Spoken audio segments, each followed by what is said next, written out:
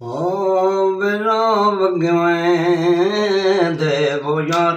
ਤੇ ਛੜ ਖੰਤ ਟਾਂਗੇ ਓ ਯਾਰ ਨਾ ਵਗਵੇਂ ਦੇਵੋ ਯਾਰ ਤੇ ਛੜ ਖੰਤ ਟਾਂਗੇ ਓ ਯਾਰ ਟੱਪ ਚਣੇ ਨੀ ਆਇਆ ਤੇ ਟੁਰ ਗਿਆ ਢੋਲਾ ਓ ਯਾਰ ਤੇ ਨਖਸ਼ ਪਕੜੇ ਨੀ ਆਇਆ ਤੇ ਖੁਸ਼ ਪਿਆ ਵਸੇ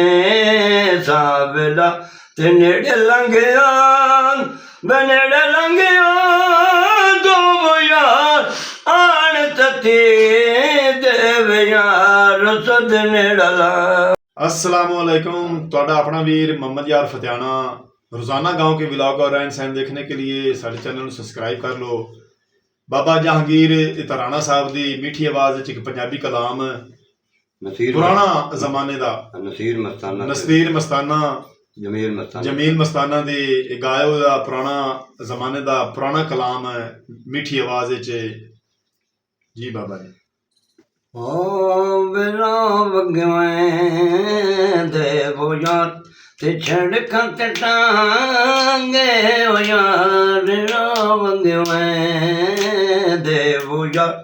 ਤੇ ਛੜ ਖੰਤ ਟਾਂਗੇ ਓ ਯਾਰ ਛੜ ਖੰਤ ਟਾਂਗੇ ਓ ਯਾਰ ਤੇ ਟੁਰ ਗਿਆ ਢੋਲਾ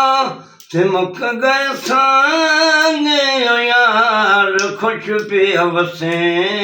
ਸਾਂਵਲਾ ਤੇ ਨੇੜੇ ਲੰਘਿਆ ਦੋ ਨੇੜੇ ਲੰਘਿਆ ਦੋ ਯਾਰ ਯਾਰ ਤਤੀ ਦੇਵ ਯਾਰ ਵੇ ਸੁਧ ਨੇੜਲਾ ਦੋ ਯਾਰ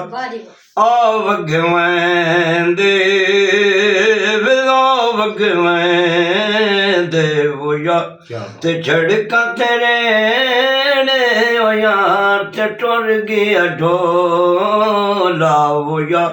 ਤੇ ਮੁੱਕ ਗਏ ਜਿਹੜੇ ਓ ਯਾਰ ਤੇ ਖੁਸ਼ ਵੀ ਵਸੇ ਸਾਬਲਾ ਤੇ ਨੇੜੇ ਲੰਘਿਆ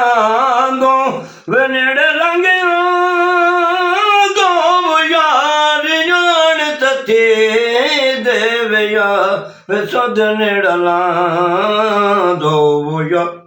ਆ ਵਗਵੇਂ ਦੇਵ ਆ ਵਗਵੇਂ ਦੇਵ ਯਾਰ ਤੇ ਛੜਕਾਂ ਤੇ ਗਾਡੇ ਓ ਯਾਰ ਤੇ ਸਮਣ ਨਾ ਦੇ ਦੇਵ ਯਾਰ ਤੇ ਖਾਬ ਤੁਹਾਡੇ ਓ ਯਾਰ ਤੇ ਖੁਸ਼ ਵੀ ਵਸੇ ਸਾਬਲਾ ਤੇ ਨੇੜੇ ਲੰਘਿਆ ਦੋ ਨੇੜੇ ਲੰਘਿਆ ਦੋ ਯਾਰ ਆਣ ਤਤੇ ਦੇਵ ਯਾਰ ਸੁਧ ਨੇੜਲਾ ਦੋ ਯਾਰ ਲੰਮਾ ਲੰਮਾ ਵੇੜਾ